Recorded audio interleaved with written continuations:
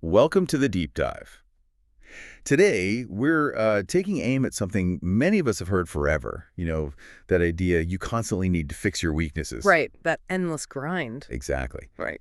But our sources suggest there's actually a much better way, a path that's more, well, effective and honestly more fun. It's about using your personal strength. That's it. We're flipping the script. Forget just patching up weak spots. Think radical alignment with what you do best. Okay, so what's the mission today then? Well, we want to unpack this concept called flow. That state where you're totally absorbed, things feel almost effortless, but the results are maximal. Right. Understanding how to get into that state consistently, that's the secret sauce, according to our sources, for what they call epic achievements. We'll definitely get into what epic means here later on. That sounds like a powerful way to frame it. And yeah, the first takeaway from the sources seems pretty clear. Focusing on strengths, it's just more positive. It's more enjoyable, definitely. Yeah. Which makes sense. Right. If you enjoy it, you engage more. And the science backs it up. You become more productive because you're not fighting yourself, not forcing it. Yeah, it changes the whole game, the whole cost benefit of getting things done. Okay, let's start with that feeling itself. Flow. Right, the sensation. Because I think everyone listening has felt this at some point. You're doing something, maybe it's writing, coding, could be playing music, maybe even just figuring out a tricky problem. And everything else just fades away. Time gets weird. Totally. Time distortion's a big one. You look up and suddenly, hours have vanished. Felt like minutes. Yeah, we have so many names for it. Musicians say in the groove. Athletes are in the zone. Writers might say they're on fire. But it's more than just feeling good, isn't it? It's like a real physiological thing. Precisely. There's a definition from flow researcher Stephen Kotler. He calls it the optimal state of consciousness, where we feel our best and perform our best. But the actual term flow, that was coined way back in the 1970s by a University of Chicago psychologist, Mihaly Csikszentmihalyi. Oh, yeah, Csikszentmihalyi, the flow guy. Hard name to say, easy concept to love. Exactly. He was studying people who got this incredible satisfaction, this real intrinsic joy from their everyday lives. And he realized the common thread was this specific state, where the challenge of the task perfectly met their skill level. So not too easy, it's boring, not so hard, it's frustrating. Right, in that sweet spot. And that's where the neuroscience gets really interesting. It's a pretty radical shift in how your brain works when you're in flow. Yeah, neuroscientist Arnie Dietrich calls it an efficiency exchange. What does that mean? Well, essentially, it's temporary hypofrontality. Sounds complex, but basically. Hypofrontality. Okay, break that down. Your brain dials down activity in the prefrontal cortex. That's the part usually busy with, higher level thinking, planning, judging, self-criticism, all that internal chatter. So the inner critic shuts up for a bit. Pretty much. It trades that energy, that processing power for just heightened attention and awareness focused purely on the task right in front of you. Okay, wait. If the prefrontal cortex, the logic and self-correction part, is less active, doesn't that make you prone to mistakes? How can performance be peak if you're not evaluating yourself? Ah, that's the clever part. It's the brain chemistry that kicks in. Researchers at Bonn University found that flow triggers this, cocktail of 5 feel-good neurochemicals. Okay, what are they? You've got endorphins, norepinephrine, dopamine, anandamide, and serotonin. Quite the mix. And that combination, Yeah. that's what keeps you performing well, even with less self-critique. Exactly. That chemical rush does a few key things. It seriously boosts your focused attention, enhances pattern recognition, seeing connections you might normally miss. Right. And it also ramps up lateral thinking. These 3: attention, pattern recognition, lateral thinking, the sources call them the 3 horsemen of quick problem solving. Lateral thinking. So not just digging deeper down one path, but connecting ideas from different areas, thinking outside the box. Precisely. Finding novel solutions by linking seemingly unrelated things. That's why flow is so often linked to big breakthroughs in sports, science, the arts. Because it literally puts your brain into a state optimized for peak performance and finding those unexpected answers. You got it. It lets you access insights that your normal step-by-step critical thinking might actually block. Okay, so the biology is there, the feeling is there. Yeah. What about the results?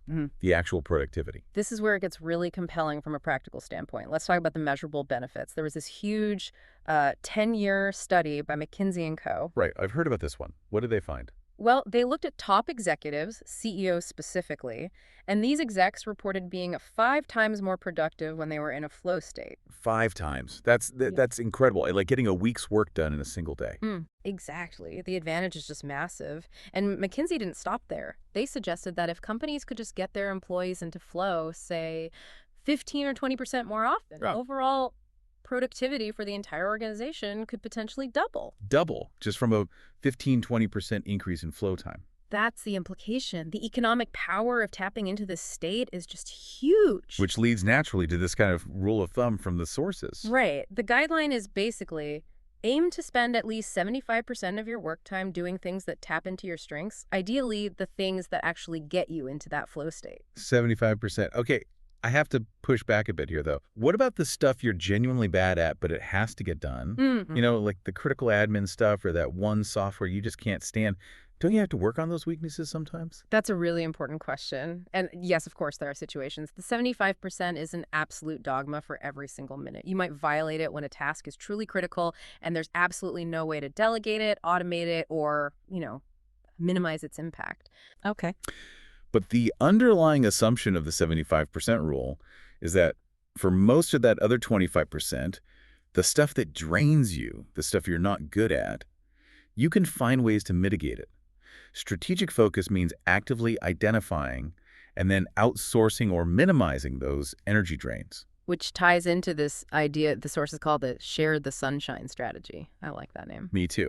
It frames outsourcing your weaknesses not just as like a practical business move, but almost as a positive thing for everyone involved. It creates this win-win-win scenario. Okay, walk me through the wins. Win number one. Win one is for you. You save time, you save mental energy, you avoid tasks you dislike or aren't skilled at. Pretty straightforward. Makes sense. Win number two. Win two is also for you, but indirectly. You get a better result because you've hired someone who is actually good at that task, who likely enjoys it. They're operating in their strength zone. Ah, okay. And the third win. The third win is for the person you hired. They get paid to do something they enjoy and are good at. They get to spend their time in flow, using their strengths. So by delegating stuff that pulls you down, you're actually helping someone else lean into their strengths. Exactly. You're building this ecosystem, this support team, where everyone is ideally working more in their sweet spot. It's about maximizing collective competence and, frankly, collective enjoyment. That's a much more positive way to think about delegation than just getting rid of annoying tasks. Right. It's a strategic buildup, not just offloading. Okay, but this whole strategy hinges on knowing what your strengths actually are. And that feels like the tricky part sometimes. We might know what we're okay at or even competent at. But not necessarily those core innate strengths, the talent DNA, as the sources put it, the stuff that really fuels that flow state. You might know you're a decent communicator, for instance. Right, but why? What specific part of communication is the actual strength? Is it explaining complex things? Is it persuading? Is it just connecting with people? Exactly. And that's where self-discovery tools become really valuable. The sources mention the Clifton Strengths Assessment as a powerful example. Formerly the Strengths Finder, right? Lots of people have probably heard of that one. It's like 177 questions, takes about an hour. That's the one. And the themes it identifies are meant to reflect how you most naturally think, feel, and behave, your inherent talents. Okay, but how much can we really trust a standardized test like that? Mm. An hour of questions to define something so, well, personal and complex as your talent DNA. Well, the trust comes less from the test itself and more from the decades of research behind it, and importantly, from what happens when people actually use the results. What does the research show? It consistently shows that people who understand and intentionally use their identified strengths are significantly more engaged at work, they're more productive, and they report higher overall well-being. It's less about putting you in a box and more about giving you a specific language for the talents you're likely already using, maybe without even realizing it. Okay, that makes sense. Let's use the example from the source author. It helps make it concrete. Their top three were woo, communication, and maximizer. Right. That's a really interesting combination. Communication is pretty clear to a clear, enjoys explaining, presenting, maybe hosting. Maximizer, that's about striving for excellence, wanting to be the best, but also, crucially, wanting to bring out the best in others, taking something good and making it great. And woo, that one's interesting. Stands for winning others over. Right.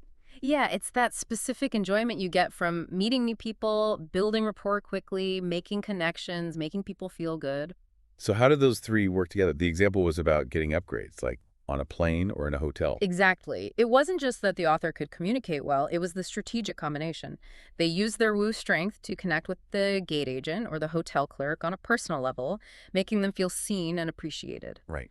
Then they used their communication strength to make the request clearly and positively, maybe mentioning a small personal detail like an anniversary, which gives the other person a reason and a positive feeling about helping. So it wasn't demanding, it was connecting and asking nicely, leveraging those specific strengths. Precisely.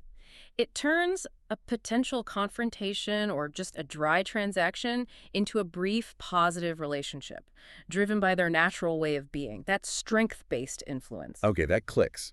But what if your strength seems tied to one specific activity? Like, say you know you're a fantastic marathon runner. That's the result, running the marathon.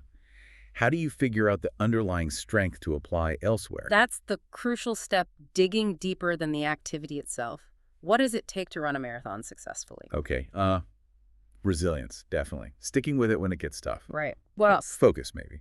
Long-term focus. And pacing yourself, managing energy over a long haul. Exactly. So the strengths aren't running. The strengths are things like resilience, sustained focus, strategic energy management. Now the question becomes, where else in your life or work can you apply intense resilience, long-term focus, and pacing? Ah, I see. So maybe managing a really complex long project at work, Ooh. or tackling a difficult degree program. Could be. You shift from thinking, I'm a runner, to I'm a highly resilient person who can maintain focus and manage energy over extended periods. Suddenly, that strength has much broader application. That's a powerful reframing, finding the core trait behind the skill. Which brings us to maybe the biggest barrier of all. We've got the science, we've got the strategy, but then there's us, humans. What do you mean? Well, the sources point out this sort of flaw in human nature, you could say. We are often our own worst critics, just incredibly harsh on ourselves. Oh, absolutely. Yeah. We say things in our own heads we would never dream of saying to a friend or colleague. Right. We downplay our successes, focus on the one tiny thing that went wrong, and we especially undervalue the things that come easily to us. Yeah, if it doesn't feel like a struggle, we assume it doesn't really count or isn't valuable. Exactly. So the first step, maybe the most important one, in truly leaning into your strength is you have to actually admit you have them. You have to acknowledge your own awesomeness, even just to yourself. Okay, so how do we do that, practically speaking? The sources suggest a simple but powerful exercise. Make a list. Catalog your natural energy sources. Write down. What hobbies do you totally lose yourself in? What tasks feel easy and enjoyable? Okay. What subjects could you talk about for ages without any prep? And importantly, what skills do you just know deep down you're genuinely good at? Be honest with yourself. Right. No false modesty here. Just acknowledge what you do well and what you love doing. Exactly. And once you have that list, you look for the patterns, the overlaps. Where do these things intersect? That intersection point. That's the sweet spot. That's what the sources call the sweet spot. It's where your innate talent meets genuine enjoyment and ease. That's the zone where flow happens naturally, where you generate energy instead of consuming it. Let's look at the author's journey again here. It illustrates this search for the sweet spot really well. Yeah, their common thread, looking back, was this deep desire to help people, to connect, to positively influence them. So initially, that came out through writing, specifically about grief and trauma. Then it evolved into actual grief counseling. Then, leveraging that communication strength, they started public speaking. And they didn't just stick to one thing. They kept following that thread of helping and communicating. Right.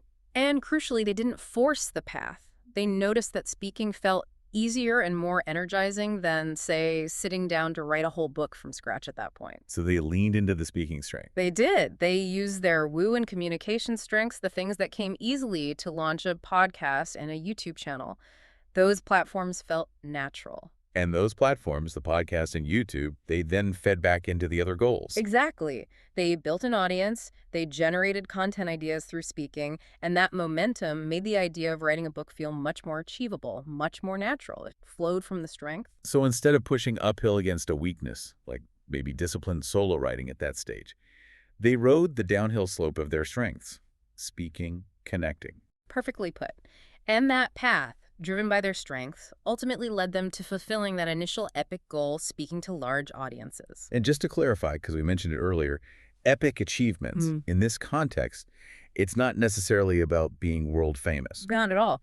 The sources define epic as specific, personalized, intentional, and contributing to your purpose.